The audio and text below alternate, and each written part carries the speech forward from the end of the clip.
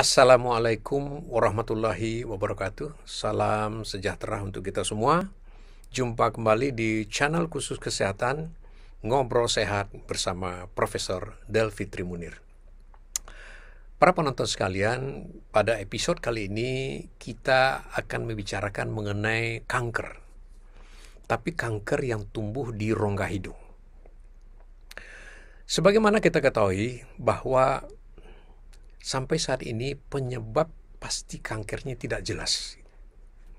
Tapi paling tidak ada minimal 2 faktor yang sudah mulai terungkap. Yang pertama memang bawaan gitu ya. Bawaan dari lahir. Ya, ada gen-gen tertentu sehingga memicu terjadinya kanker. Kemudian ada faktor eksternal.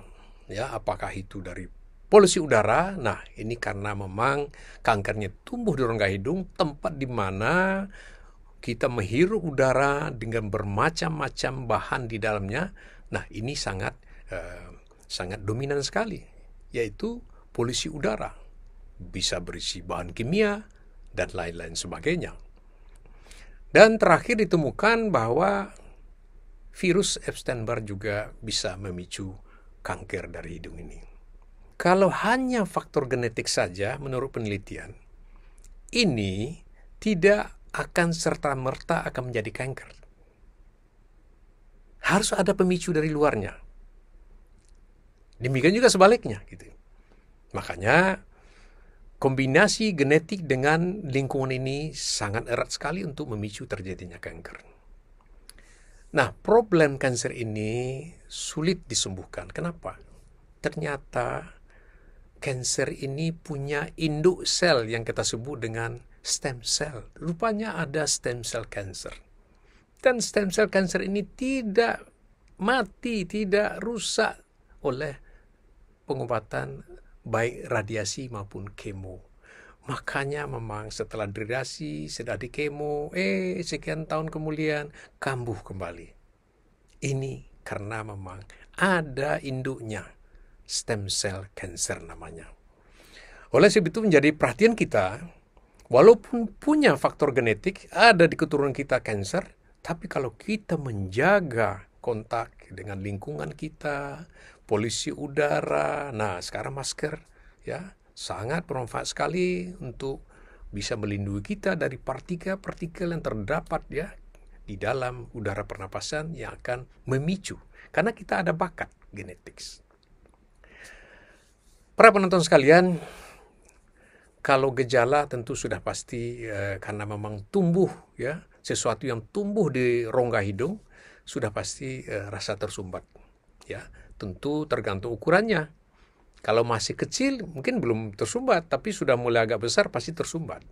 Nah, kadang-kadang dia masih kecil, tidak tersumbat, tapi dia bisa menyebabkan perdarahan.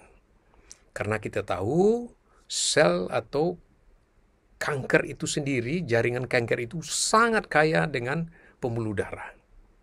Pembuluh darah ini karena memang kanker itu sangat membutuhkan darah banyak sekali untuk pertumbuhannya, karena pertumbuhannya itu hebat sekali.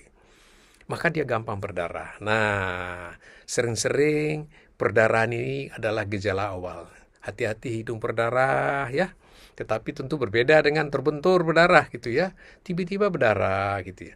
Kalau berdarah karena kanker ini dia mula-mula tidak banyak ya. Karena iritasi, karena udara pernafasan dia pecah kecil. Tetapi ini terus saja. Sekarang berdarah, besok lusa berdarah lagi, terus sikit-sikit. Dan tentu lama-lama makin banyak berdarahnya.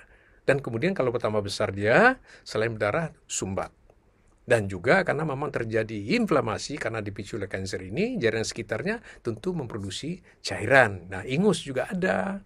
Ingus ke depan atau ke belakang gitu ya. Tapi kadang-kadang ingus itu bercampur dengan darah. Jadi darahnya tidak seperti mancur seperti trauma atau benturan, tetapi dia ingusnya bercampur dengan darah. Dan satu lagi gejala yaitu sakit kepala karena dia menekan ya tulang-tulang sekitar hidung ya, sakit kepala. Tentu sakit kepala ini akan mulai dari tingkat yang paling rendah sampai lama-lama makin parah gitu ya. Tapi tidak pernah menurun. Nah ini hati-hati ya, sakit kepala yang makin lama makin parah, tidak pernah menurun. Nah, kemudian karena memang dia tumbuh di rongga hidung dan hidung mengalami peradangan, tentu bisa mengurangi daya penciuman kita. Berkurang bahkan nggak bisa mencium lagi gitu ya. Ya. Nah, kemudian kalau sudah mulai membesar dia akan mengenai otot-otot di sekitar hidung kita ya, susah buka mulut dia. Nah, kalau dia sudah bisa menular keluar dari hidung, nah ini metastase. Metastase yang paling dekat itu kelenjar, ya di leher, ya di cervical ini tumbuh benjol-benjolan di sini. Nah, ini sudah stadiumnya sudah berlanjut ini, ya sudah berlanjut. Apalagi kalau sudah dia masuk ke pembuluh darah, masuk ke kelenjar limbs, dan dia akan beredar ke seluruh tubuh. Yaitu kita sebut dengan metastase jauh, ya. Yang paling sering itu di paru-paru. Nah, kita foto nampak tanda-tanda di sana tumbuh ya, kanker gitu. Dan juga bisa ke otak. Ini metastasenya. Jadi cukup berbahaya ini. Nah, bagaimana penanggulangannya? Khusus untuk kanker di hidung, itu tindakan operasi yang pertama dilakukan. Kenapa?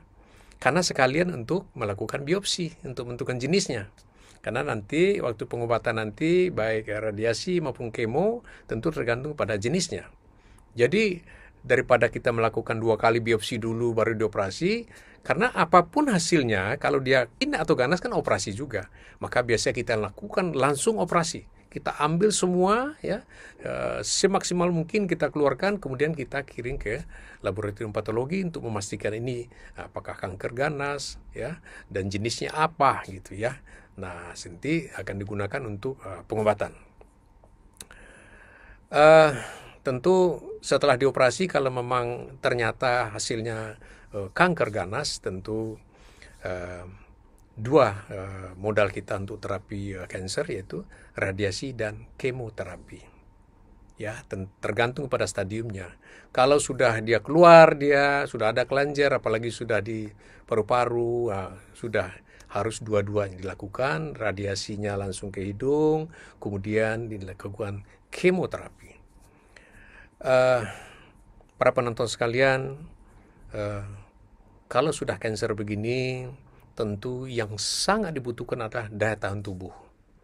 Karena ternyata tubuh kita sendiri sebetulnya bisa melawan kanker itu.